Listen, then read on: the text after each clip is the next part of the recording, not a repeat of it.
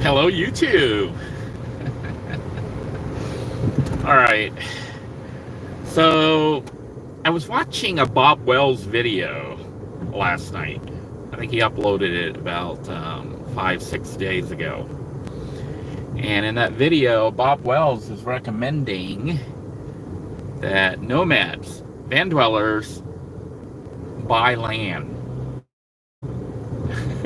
And he pointed out some reasons on why he thinks nomads should try to buy land.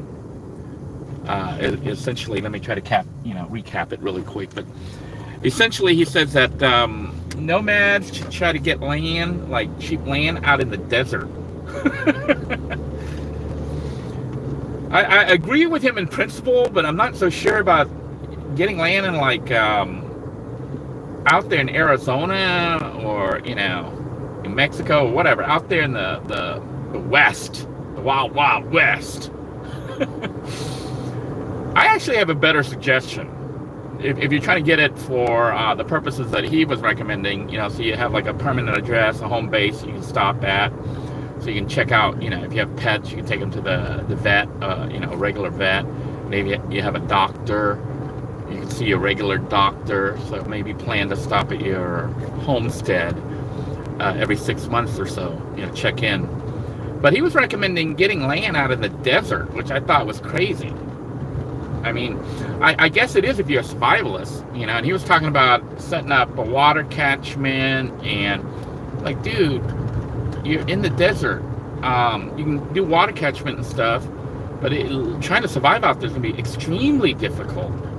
And then maybe growing your own food, but I'm like, I guess until he does it, if he actually pulls it off and sets up because he's got land, he said he bought since 2016, but and slowly he's building it up, and maybe he can do it because he knows how to live in a van and he knows how to survive out there with minimal resources and stuff. But still, to when you have choices to pick a desert as your spot to homestead, I think that's kind of going the wrong way.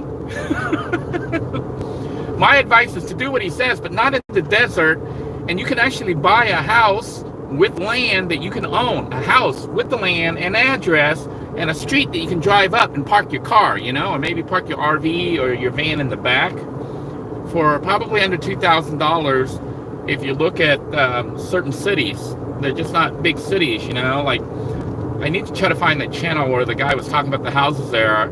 You could buy them for $10,000 or less, but a lot of them, if you get on tax deed sales, you can probably pick them up for a couple thousand, or maybe even less if you talk to the county and say, look, I'll take it off your hands and I'll fix it up. But essentially, I was recommending that people do that so they don't become homeless. But if you're a van dweller, it wouldn't hurt to have property that you buy, land that you own, with a house on it, even if the house is run down or whatever, junky, can't really live in it, but you have an address, a street address that you can use to say that's your residence, and you can use it for insurance, your vehicle insurance, registration, show where you live, that you have a home, that you're not homeless, and then you can live behind it in your vehicle, park your RV or your van or whatever in the back. As long as the city allows it, which big stuff in the back, like an RV or something, they just don't want the front. But chances are, if you're buying one of these run-down old houses, it's some kind of little town that may not give a hoot. They may be less, because the house is already, most of the houses in that kind of area are going to be looking pretty run down. They're going to look pretty bad, and it's because it's not people there. There's the people have all left.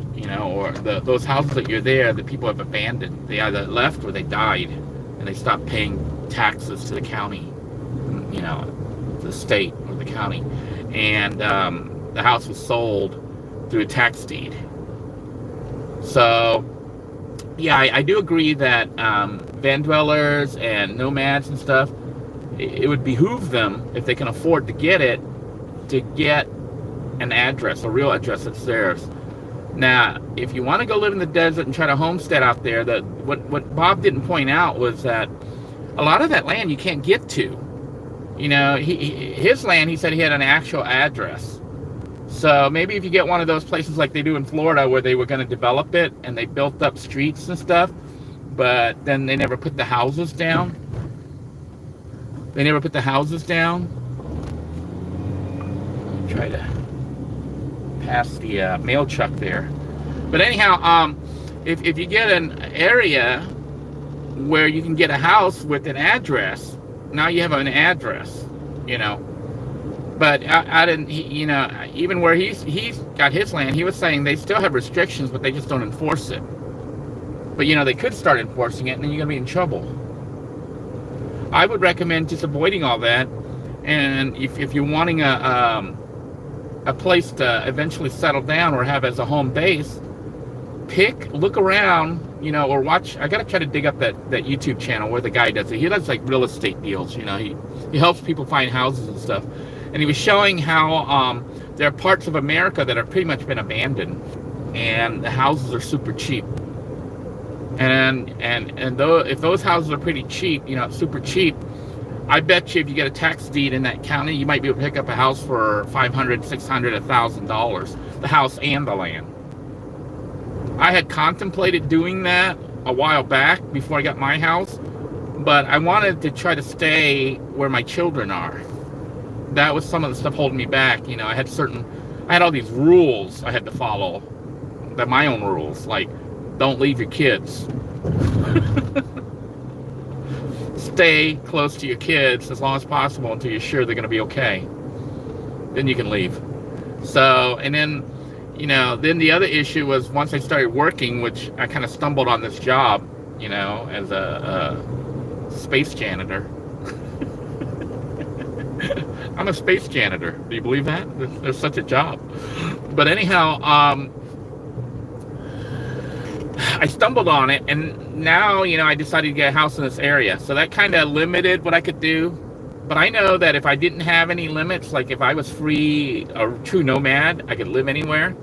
I could pick up a house somewhere in the United States, mind you, for probably under $2,000, and I could live in it. I could, you know, slowly fix it and live in it.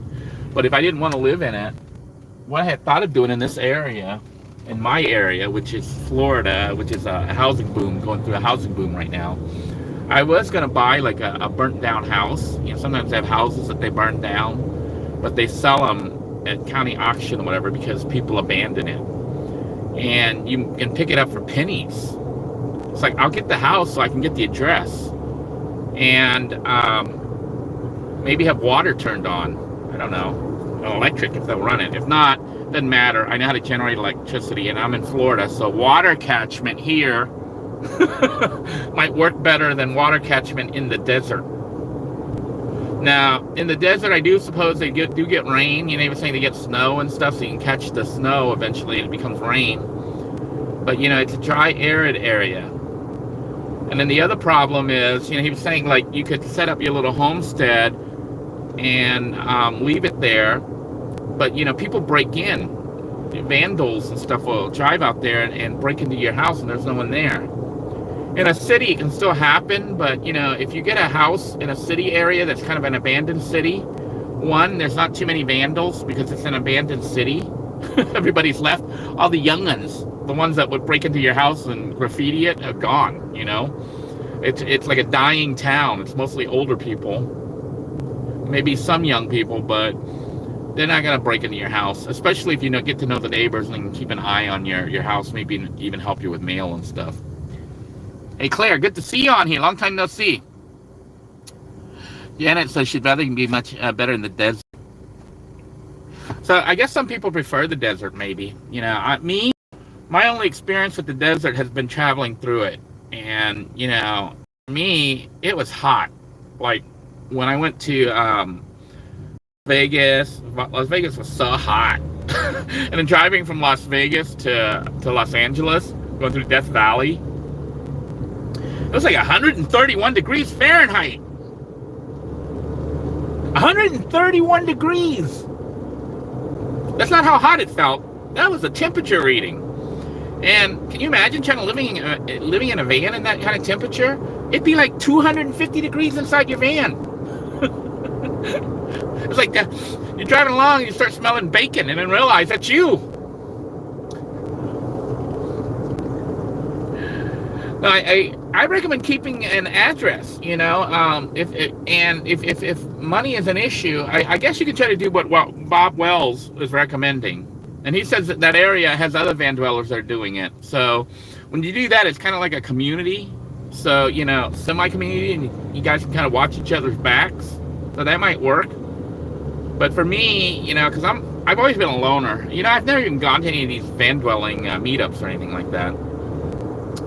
But I would get a house somewhere in the suburbs or something in a little town. Like, you could get a house in Florida probably for, I'm willing to bet if I went to the boonies, to one of these little rinky-dink towns, I could pick up a house for probably under 5,000, maybe even 3,000 or 4,000. But it's going to be in like a ghetto or something, you know. You're like, well, that's kind of bad. Well, it is kind of bad, but you know, you'd have an address, and you could park your van behind it and live there if you wanted to. Who says you really have to live there? You just have an address where you can get mail. And you can have that mail forwarded from that address to wherever you can want to pick it up. But you have a real address where you can list for insurance and other stuff like that, you know. Any legal paperwork and stuff. So you can show that you have a home. Because one of the hard things with being a van dweller is, you know, having a home by society standards. You know, they don't consider you, they consider you homeless if you have like a fixed address. So at least you have a fixed address and you're legal and everything. Because, you know, a lot of it's kind of iffy. Like, until I got my house and stuff, I was using addresses from friends and family and other people who would let me use their address as my home address, you know, to get mail and stuff. Because without that, you can't even register your vehicle, and you can't get insurance. You can't do all these things that they require. So, and in Bob's case, I guess if you're going to buy land out there, make sure you can drive out to it and try to get one that has an existing address. So you'd be looking at a development that never happened, where they actually put down the streets and then put down housing addresses. So you have an actual street address where you could drive up to it, even if the road's a dirt road. You know, Florida has a place like that, you know, called the Compound. You guys have seen me out in the Compound, but they don't allow any building out there. But I'm actually contemplating trying to buy some of that compound land, and then maybe I'll go do my construction projects out there illegally. But it's my own land, you know, in the city. As long as I'm not living out there, I guess, you know, the cops could go out there and say, what are you doing? I was like, I'm working on my land, making a YouTube video. You know? Well, you can't live out here. No, I don't live out here. I have a house. I'm not homeless now. Now you can't boot me off my land. I'm not living here. I'm only building a shack. I got some kind of construction going on here. I'm trying to figure this out. What the heck is going on? We got road cones and everything all over the road. I'm trying to figure out, I hope they didn't block off my road. My road's fine. So yeah, I do believe you should get a house. You should get an address. Try to get something cheap. If you look for a rundown, broken old building, even a burnt down house, you have a street address, and that's what you need. That's what you need, essentially. And you could be legal. And if it's your land and you could park your vehicle there, even if you don't live there, I think it relieves a lot of pressure, you know. I know some people, I don't know how they do it, you know, living in a vehicle full time without an address. It's stressful. You know, I did it, but I had addresses and stuff because friends and family allowed me to use their place as a residence, even though I didn't really live there physically. But when you have an address, you know, a real address, then even if it's not a livable house, as long as, you know, it has a street address and they deliver mail and stuff there, you at least have a place where you could park and you can get mail and you can list as your residence, you know. It's still even possible to do it in big cities if you look around. It's getting harder and harder because the investors are buying everything up. So it's going to get worse and worse and worse. So, they bought up available land. I still have my off-grid land that I could actually go out to. You're not legally allowed to build out there, but people build houses out there.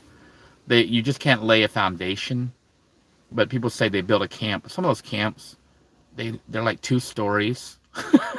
They're 2 stories with like electricity and water, and they have dishwasher, dryer, air conditioning. Come on, it's a house. And some people drag mobile homes out there. Some people drag RVs out there. Whatever you take out there, you're never going to get back out. It's going to stay there until it falls apart. But people take like a RV or a mobile home and park it out there, and then they dig a well and get the water. And this is Florida, so you get you can do rain catchment, and you can get well water, and you can get the sun. So that land out there, people are buying up. It's getting harder to get it. The reason I'm looking to get rid of my land is it's hard to get to. Even though the plot I bought has a road that runs right into it. So I could drive all the way up there, but you need basically a 4x4, and it is Florida.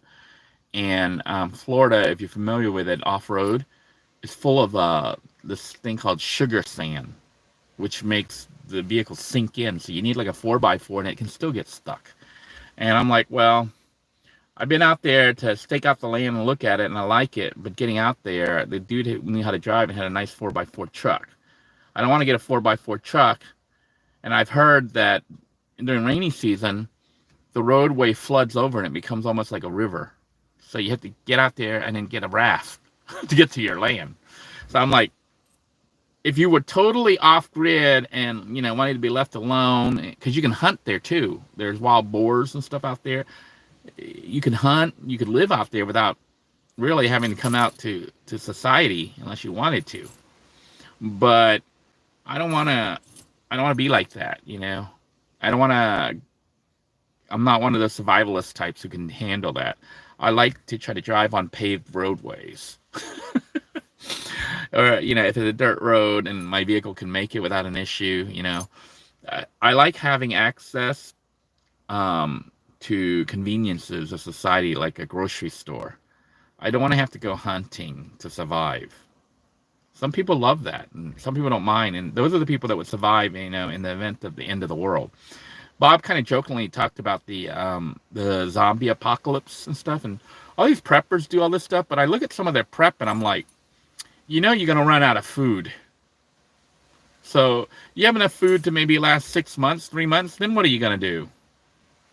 And if you're planning for a nuclear war and, fallout and all that, and you're planning on, I look at it and I'm like, really? I would rather be one of the first ones to die than one of the ones who die 6 months later after having eaten their family because they ran out of food.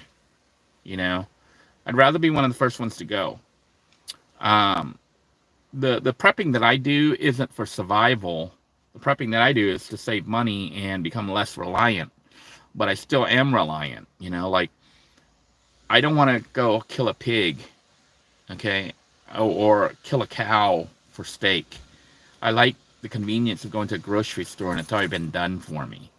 And I know some people prefer to do that, and it's probably, you probably get better meat and stuff, but I don't want to have to raise cows and pigs. I don't want to be a farmer, vegetables and stuff, I might try to grow some myself, the easy ones, and fruits, I might try to grow some myself, but I don't want to grow everything, of my own.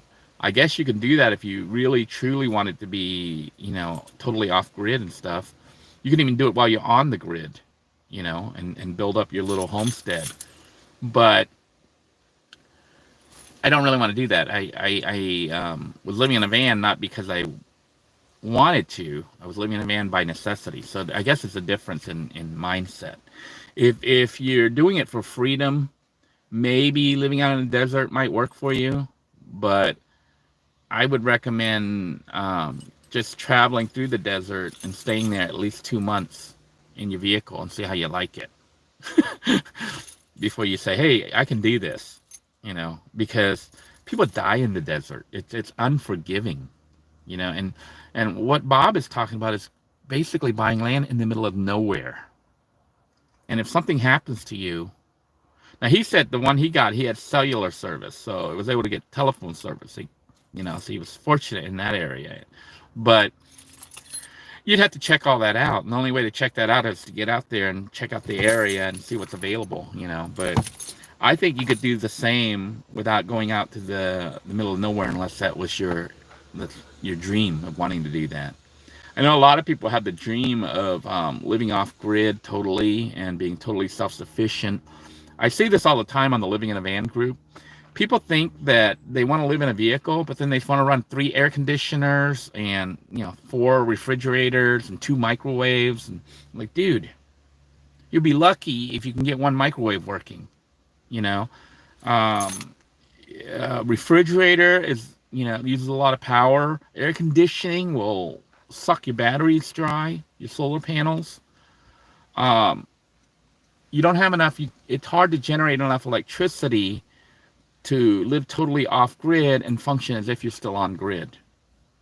People don't understand the power of when they live on grid and they flip a switch and the power comes on and the refrigerator is always cold and the air conditioning can come on and off automatically and run all night all day. It's because you're on the grid. For being on the grid using thousands and thousands of kilowatts is not a big deal. When you're off grid, 1,000 kilowatt or 1,000 kilowatt or 1 kilowatt might be hard to generate. Now, the interesting thing about living in a vehicle and then moving on grid is that I don't use much power and stuff now. I don't use much water or power. It'll be interesting to see how much my water bill is. It is probably going to go up because I've been watering. My wife and I have been planting a lot of stuff. So our water bill might go up. I'm sure it will go up because I've been using a lot of water to water almost every day. So the water, people are going to think it's because they fixed the meter because they replaced it. But I just been doing a lot of planting. I hope they don't end up back charging me because I've increased my water usage at the same time they replaced the water meter. That could hurt me. But what am I going to do? My wife wants to plant all this stuff and we have to water it. But anyhow, my electric bill just came in for this month and it was $42. So last month it was $40. This month was $42. So I'm doing, according to my plan, I wanted to keep it at $50 or less for electricity. I'm going to try to cut it down even lower. But I know it's going to go up a bit because I've been running the air conditioning, almost all day, all night when I'm there. So electricity uses a lot of power. But basically, as I settle in a little bit more, I'm probably going to switch more and more to become more self-sufficient off-grid, even though my house is on-grid. So you may see me building up my solar power system. Because right now, my batteries are dated. I'm thinking of saving up enough money and just buying a whole new battery bank. And then increasing my battery storage. And then possibly increasing my solar generation. Right now, I probably make about a little bit under 1,000 watts of power, generate. But my battery bank only holds about 400. But out of that, I'm thinking how old it is and that you can only use half of it because it's lead acid. I only have about 150 to 200 amp hours of power, which isn't a lot. But if I get all new batteries and upgrade the solar panels, I might have enough to run appliances, like maybe a refrigerator all day at night. If that became possible, then my bill can drop. My electric bill can drop even more. So I don't do like those people that call those services and have the solar installed and stuff, because even though they tell you can save money, Timothy was saying what they do is they install it, then you generate all this electricity and you sell it to them at a discount. But then when you go to use it, they sell it back to you at retail price. So the electricity that you sold to them for cheap, they sell back to you for a more expensive price. That's messed up. I don't do that. My system's really simple. It's a kind of system that, it's the same system actually that I had in the RV. So basically it's standalone, 12 volt standalone off-grid system. And then how I use it on grid is I have a separate off grid. I just run my own power lines and stuff like that. And I basically been using it mainly for lighting, right now for lights, sometimes for running the fan and the TV, in the living room. But it has its own power line. I don't tie it into the grid. And I use the gridded stuff for like the microwave, the oven, the toaster oven, the refrigerator, all the high power, the air conditioning.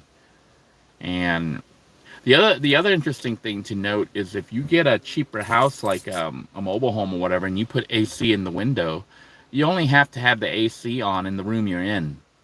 So it's actually, even though a window air conditioner might not be as efficient as a central heating, central cooling, it's more efficient when you're in a situation where you put it in one room and that's the room you use the most and you stay in there. And then when you switch to another room, you can turn on the AC in the other room and turn off the one in the other room.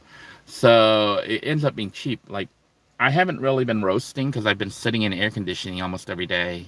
And I basically have it on in my room, and I sit there and play on the computer and watch TV in the room, And then if I feel like going out to the living room and stuff and using that, then I turn all that on out there. But there's no reason.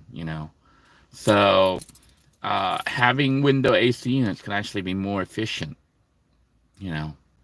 And of course, if you're in a van, can you imagine the situation? You're in a van and you're gridded. You have a house that might not be that good, and you're fixing it up, but you're able to turn the electricity on. So you could put a window AC in your van or the RV that you parked in your backyard, and you could be in comfort, and it's cheap. Once you're a van dweller, though, you don't need a lot. You learn how to not need too much water, not need too much electricity. So then when you have all this on grid, you don't go through a lot, especially if you know how to do like water catchment and how to conserve and stuff. So you get the benefit of having gridded stuff, luxuries, but you get to live cheap because that's how you're used to living, and it's not hard for you. For me, living on the grid is like a huge luxury. It's like I can shower whenever I want now, and the water's hot as soon as I turn it on. I can sit in air conditioning all day long without being in a library. I have high-speed internet access whenever I want now at the house. So there's a lot of luxuries that I'm willing to pay for. But some of the luxuries I don't use that much. Like I said, I can do, it's cheaper for me to do laundry now. Before, when I did laundry at the commercial laundromat, it was expensive, $15, about $12 to $15 each load, when I got done. Now, I do laundry about twice a month, and I'm guessing the cost on it is probably less than $1 or $2, for 2 loads. Whereas if I did it at the commercial laundromat, I'm looking at about $30, $25, $30 for laundry. Now it's only costing me $2. Gas, because I don't have to make the run between the gym where I take a shower to the place where I sleep and driving to work and all that. I save on gas. So because I just drive to work and I come home and I park. So my gas rate, even though gas prices are higher right now, my gas usage is probably dropped in half. I use half the gas that I used to use when I was living in the vehicle. Also, there's less wear and tear on the vehicle, so hopefully less chance of a breakdown. So there's certainly benefits. But like I said, you can do like what Bob Wells said. I don't recommend it, not unless you're a true survivalist and you know how to get water in a desert, and you know how to deal with emergencies when you're pretty much out in the middle of nowhere. I would recommend looking in a city, maybe even near you, if you want to just look at your county, look up, for your county, or you contact your county tax office, the county property tax people, and say, hey, do you guys have tax deed auctions for houses? How does that work? Now, some of them, a lot of them now are online with online auctions, but some of the smaller ones, they might be at the county, you'll have less competition. You just got to show up there, cash in hand. You give them the money, they give you the deed, the title to the house and the land.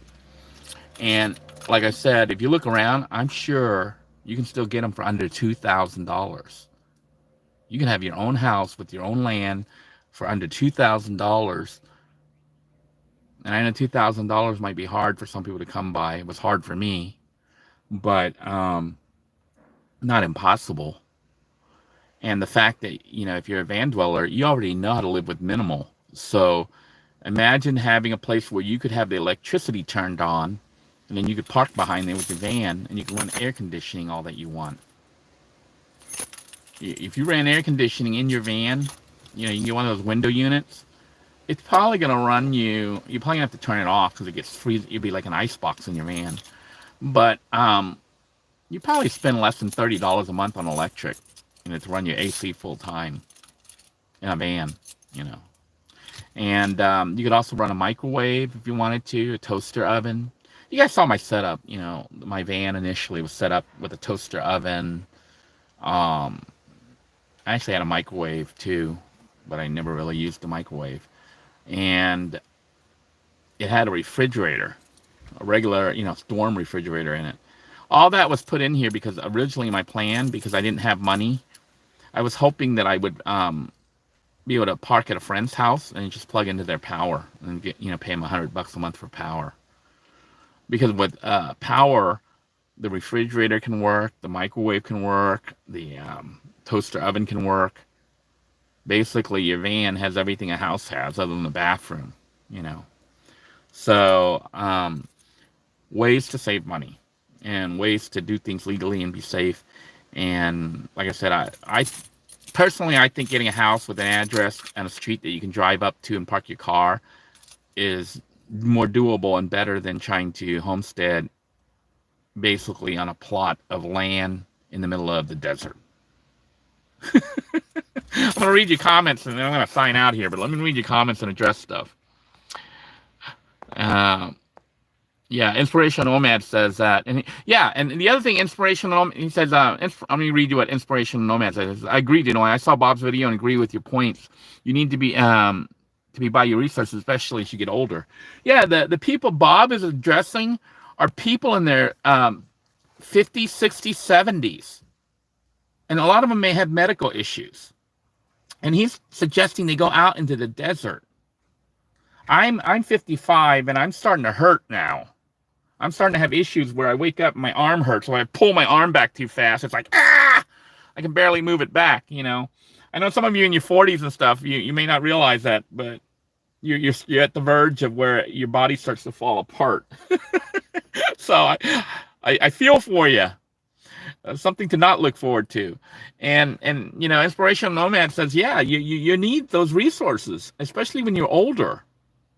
And, you know, but I guess it depends on the mindset. You know, the people can do what their mind says to do, but me looking at it logically and also from experience, you know, I think that putting yourself, let me put it this way. If you lived in your van out in the desert, you could beat all those people on TV on the survival shows. You know, the survivalist show, like Island Survival, Survival Africa, Survival South America. If you could live in your van out in the desert, you could be on TV and beat all those people and win a lot of money.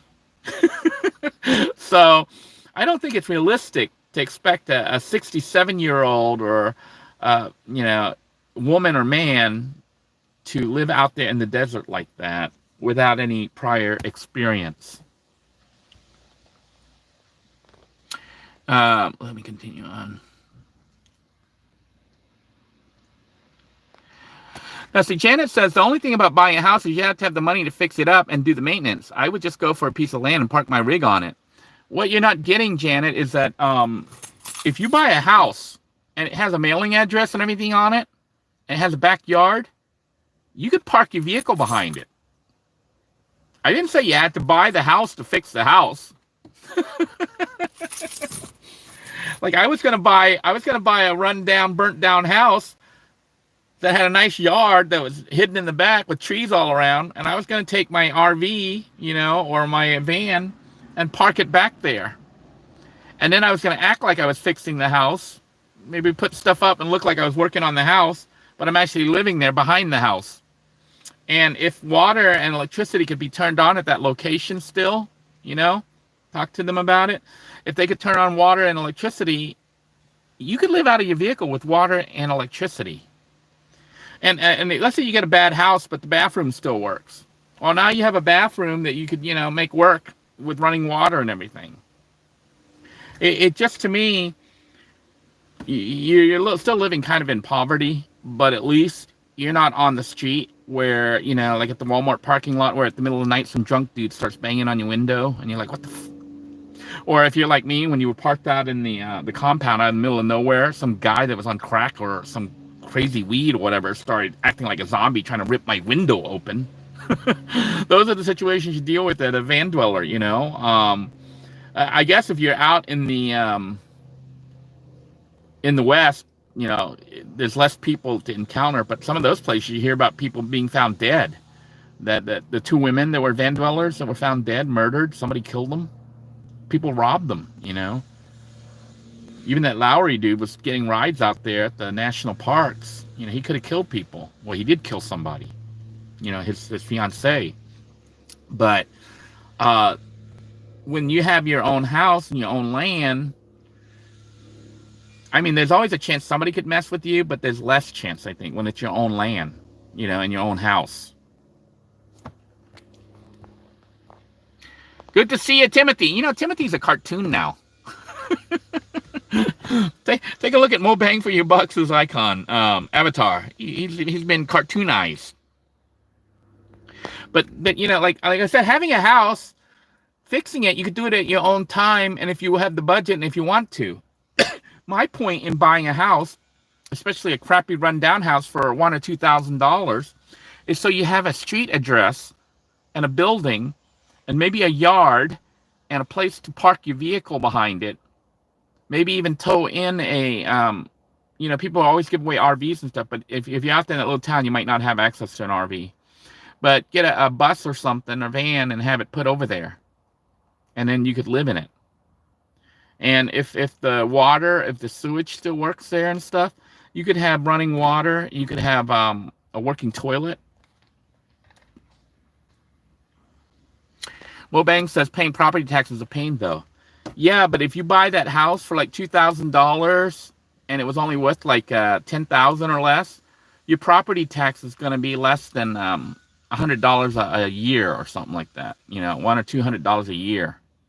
So, like, my property tax on my land is, I think, about $22 a year. $22, $25 a year or something ridiculous like that. And my house, even, yeah, I just hope they don't assess it.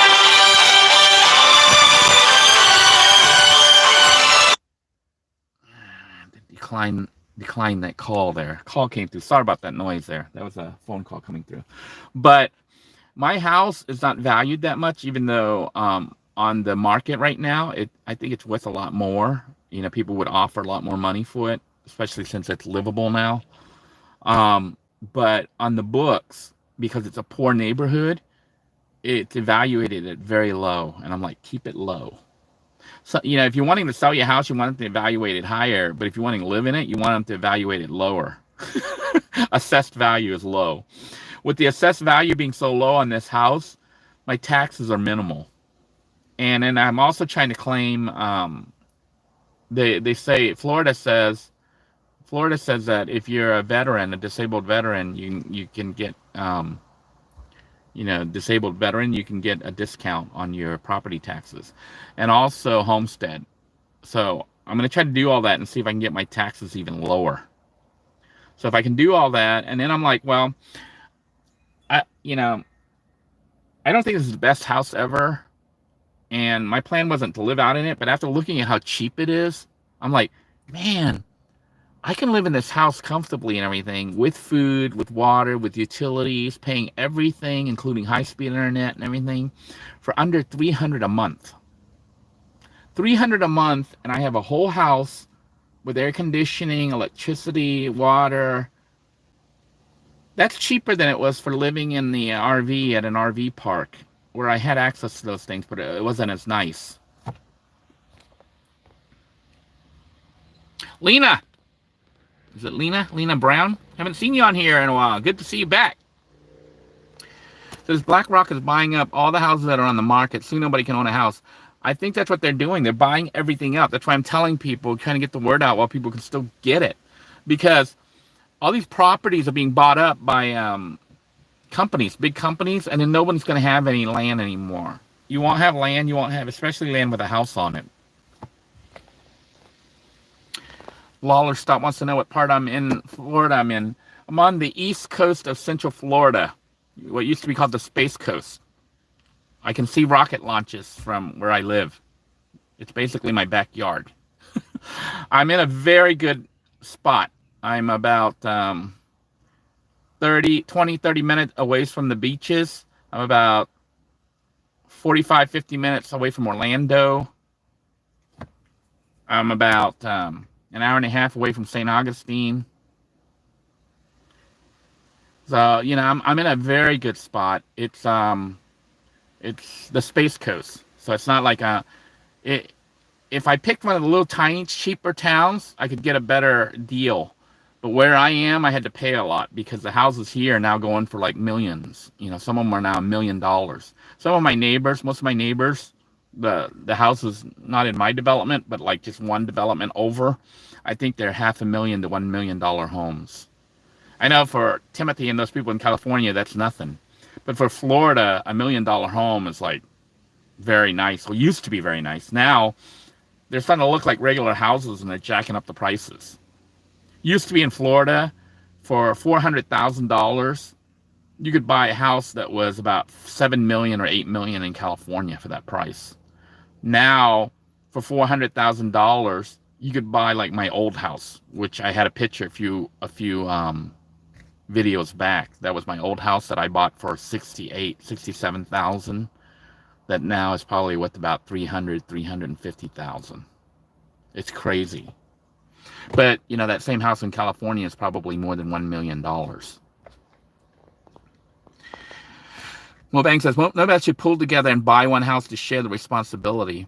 What I was thinking, Timothy, if we can get the group involved, maybe I'll put some money in and buy land with a house so that we have an address. Or buy land in the middle of nowhere if you don't want to be off-grid. And then set up a community for van dwellers to come in. And it's not meant to be permanent. It's meant for, well, I guess it depends on, you know, you have to decide this as a committee. If you want it to be permanent or if you want it to be a situation where it's for people who are trying to reset their life, you know, just needing to catch their breath until they can get back on their feet and stuff. But really, I think cities need to be doing this because no matter what we try to do, let's say we rescue or save 100 people or even 500. The problem is, over the next couple of years, it's going to be in the millions of people that are going to be having this problem. Florida, you know, I saw California more than 10 years ago. And then 5 years ago, it got even worse with the homeless. You know, it all spilled out to Venice Beach. You know, Venice Beach was a high-end area. And Venice Beach had people all over the sidewalks, all over the boardwalk, living out of tents. We're not talking a few. We're talking thousands of people on the streets. And Hollywood Boulevard, you know, the place where you go to, that Chinese Man Theater or whatever it is, where you see on, you know, that's famous. That's filled with homeless people just a couple blocks down, you know. And that's California. I haven't been there in a couple of years, so I think it's even worse now. And Florida is starting to become like that. You know, Florida wasn't like that, but it's starting to become. And the cities haven't made. They make rules to be anti-homeless, but what are you supposed to do with all these people? What they're not doing is stopping people from becoming homeless. Stop letting the companies buy up all the houses and then, you know, get rid of the lower end houses because people can't even afford it. People can't afford to buy a house anymore. If the average house in Florida, my area, okay, just a few years back, the average cost of the house here, a brand new house in Palm Bay, Okay, in Palm Bay, the average cost of a new house had stayed stagnant and was about $120,000. And the people here made about $8 or $10 an hour. Was minimum wage. Okay, minimum wage is now like $12 or $14 an hour, but the price of that same house is about $350,000 to $450,000. You see the problem? The housing price is 3 or 4 times more, but the wage isn't 3 or 4 times more. The wage is like 10% more, 10-15% more. So, and you're like, well, then how come those houses are being sold? Because all those homeless people from California, they got out of their $1 million home and came here and said, shit, we can buy this bargain. This house here is only $450,000. But for the Floridian, a $450,000 used to be a mansion house. So that's what's happening. The displaced people from other states are moving to Florida and finding these bargain houses, but they're not bargain. They jacked up the prices, and as they come and they start buying them all up, the prices are jacking up more and more and more, which means people who are poor in Florida, especially people who grew up here, they got nowhere to go. They're going to end up on the streets like the people in California. And then everyone comes to Florida. All the homeless people come into Florida thinking that, you know, it's going to be better here. It's worse. I tell homeless people, don't come to Florida if you're homeless. They're anti-homeless here, even more so than California. Now, if you can do it, you know, if you came here to work and live and are able to function here, you can do it, but it is a struggle, you know, but it's going to get even worse. And as they get worse, I think they're going to crack down instead of help. I was fortunate, no, so maybe because some of the homeless coalitions have been working with the local law enforcement, and even the Veterans Administration has been working with law enforcement to try to get certain people that they can help off the street. Like if you're a homeless vet, they try to steer you towards the VA for resources that can help you, which is what eventually helped me. I didn't know about it. I didn't even know I qualified. There's also homeless coalitions that can try to help certain people, but as the number of homeless increases, they get overwhelmed and they can't help. So that's why I'm saying if before you become homeless, or even after you become homeless, if you live in a vehicle and save money, save a couple $1,000s, buy the house. Buy the house off the tax deed, because you got to pay cash for it. So you have an address. At least now you're not homeless officially. And you can park your vehicle there without the police knocking on your window or your door. And if you can get the power and everything turned on, it's a chance for you to try to reset, instead of letting society try to reset you. And if you wait on society to reset you, it may never happen. I don't think it's ever going to happen. The people I've been seeing in California who got out of it wasn't because society helped them. It was because they helped themselves. Although some of them, like the vets, you know, the homeless vets, they benefited from it. Like the homeless vet program, where they were building tiny homes for veterans. So some of those might benefit, but we're talking hundreds of people, whereas there are maybe hundreds of thousands who are homeless and in that situation. So unless you're one of the lucky ones, if you want to call those people lucky, you're going to be on the street. Well, man says you stay in your van but share the house for both room and kitchen and common area. One of the problems with this, I can see it happening if people made small groups that they got along. You know, you get but see, cities have all these ordinances and stuff. But you could conceivably get together, van dwellers, you know, like, but see, I don't know if people can get along like that. You're talking about communal living. People have to not be self-centered, you know, they have to look at the community and the greater good. And not everyone is like that. All it takes is one bad apple and then you got a big problem. But if you got like a land with a house on it, the house has all the power and everything, you know, you could have van dwellers living in the back, you know. If you all put money in, let's say you had 10 people put in $150 a month, that's $1,500. And if you bought that house, you know, especially if it had power and electric and everything, that's enough to run it. You know, it's enough to run the house with some extras for repairing the house and adding stuff. But then it requires the van dwellers to have income. You know, if you have no income at all, which some van dwellers don't have income, But you know, then they lose their van because they can't even afford insurance. They get arrested or whatever. You know, you basically can still only save the people who have either disability payment, um, some kind of money coming in on a monthly basis. You know, there's a place that I have advertised on the Living in a Van group called The Garden, which is similar to that concept, but instead of van dwellers, it's just people, but van dwellers go there too. The Garden, I'm trying to remember if it's in Kentucky or Tennessee or South Carolina or something. They bought like, I don't know if it's 10 or 20 acres of land, and they're homesteading off the grid there. So look up the Facebook group called The Garden, or you can search for the link. I sent links to it in the Living in a Van Facebook group. But people there are working together to, you know, build their community, and they grow food and they trade food and things like that. So people who want to live like that can do that, you know. I thought of trying to buy land. I was trying to buy like 10 acres and then set up camps for van dwellers.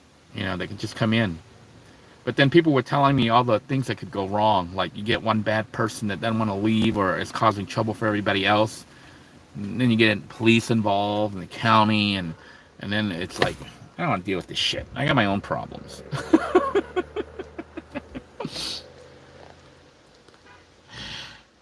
Scrolling through here.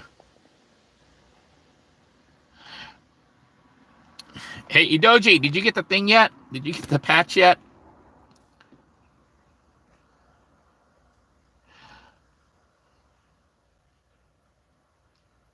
Let's see, I'm just scrolling through here. Idoji's still waiting on the patches. They should be there. It should have been there already. I wonder if it got lost in the mail. They said it should have been there in about a week.